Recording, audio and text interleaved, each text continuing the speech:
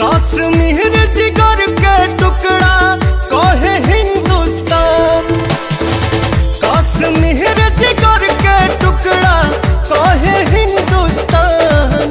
ई जहान हवे हो हमार शान हवे हो। ई जान हवे हो हमार शान हवे हो। स्वर्ग बनौले अपना हाथे धरती पर भगवान। ई जहान हवे हो हमार शान हवे हो। ई जान हवे हो हमार शान हवे हो।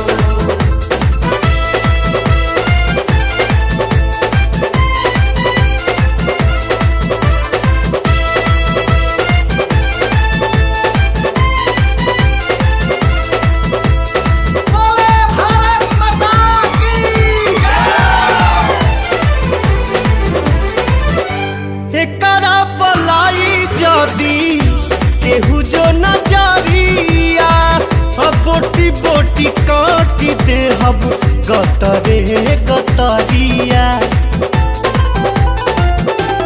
हो एकरा पलाई जदी केहू जो नजरिया बोटी बोटी काटी दे हब गतरे गतरिया। एक साथ जय हिंद बोले ले हिंदू मुसलमान। एक साथ जय हिंद बोले ले हिंदू मुसलमान। ई जहान हवे हो हमार शान हवे हो।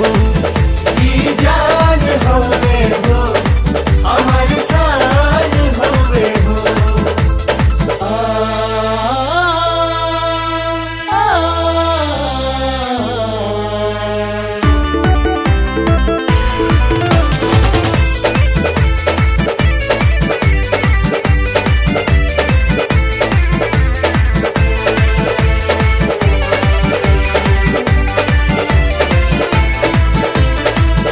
दूध जदी मांगा बेटा खीर दे हब साथे।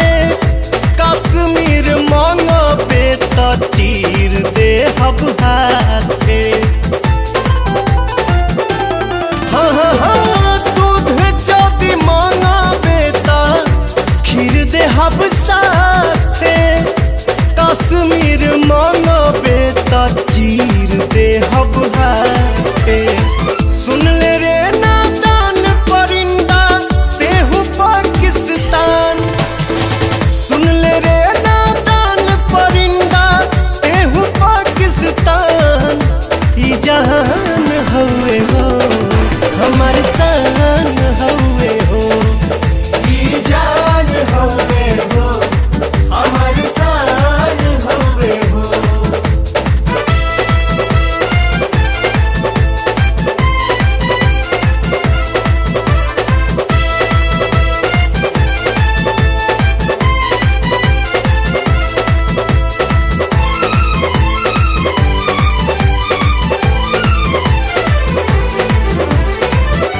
तनिए सा शक्ति दे दा हे वैष्णो माई।